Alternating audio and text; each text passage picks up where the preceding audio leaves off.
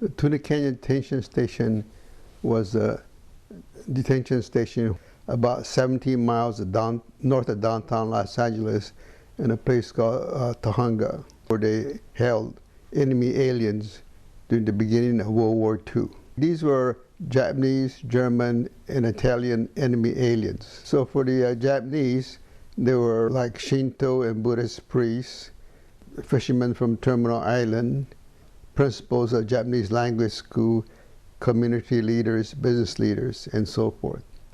Now the purpose of the Tuna Canyon was to process the detainees to see if they should be sent to the permanent detention camps in Texas and Montana and so forth. So they would decide at a hearing to determine whether they should be sent to a permanent detention station, sent to one of the WRA camps, or released. The camp was in a wooded area. It was built in the 1930s as a Civilian Conservation Corps camp, a CCC camp. So then they had about 7 barracks, and then the capacity of the camp was about 300 men. So then the people, I believe, they lived in dormitory-style barracks. So there'll be one long barrack, and all the beds will be lined up against the 2 walls. Who did you know that was at the Tuna Canyon Detention Station? My father and his very good friend. And my uncle also was picked up. We had a chicken farm. So did they have any involvement with the Japanese American community in specifics?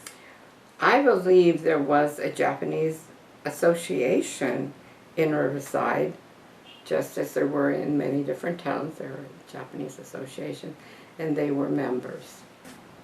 We didn't get to see him for long. We had to stand outside the fence. There was this really high fence.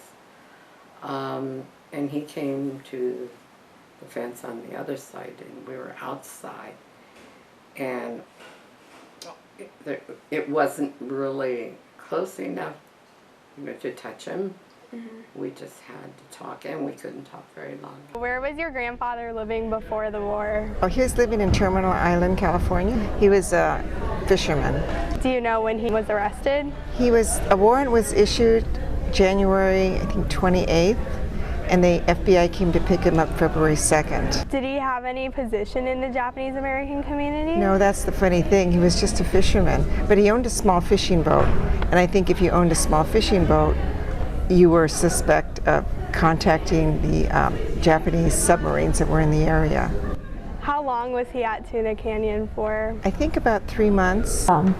My father-in-law had invented this car, developed this car, and he was going to take it to Japan to manufacture it in Japan, and it was going to be called the Fujioka car. And then when they got there, the car was destroyed in the 1921 or 22 earthquake in Japan. He and an engineer, he stayed on to help the government for about 2 years. And because he stayed on, of course, the emperor and prince, I think at that time was prince or something, they gave him all kind of things, and of course he got all this publicity because he was helping them. So when Pearl Harbor came along, they picked him up right away because he had that connection. He had just come home. I think they said it was about in the evening, 5 or 6 o'clock. Yeah. Did he have an idea that he would get arrested, or he had no idea? No idea, absolutely no idea. So how long was Mr. Fujioka in the Tuna Canyon? You know, I think they were removed right after April. So do you remember what the camp looked like? We weren't allowed to really go see much of it. There was guards around to keep us from getting too close or whatever. There were guards all over the place. When my son was 18 or so, well, he was in high school, and my mother-in-law, we lived a few doors away, my mother-in-law called me and says, "Send the boys over. Papa has a knife." and he's in the corner. And he had developed Alzheimer's, and all this, I think, was coming back. And he was saying, don't talk to anyone, don't talk to him, don't say anything, because they'll beat you, they'll beat you up. Now, so we figured, because we'd ask him all kind of questions, and he would just laugh and just wouldn't say anything about what happened to him. So they say they weren't mistreated, but I think they were. They were really, because it was a time of war, So I really think we came to the conclusion, even though he never talked about it, that he was, because of that incident.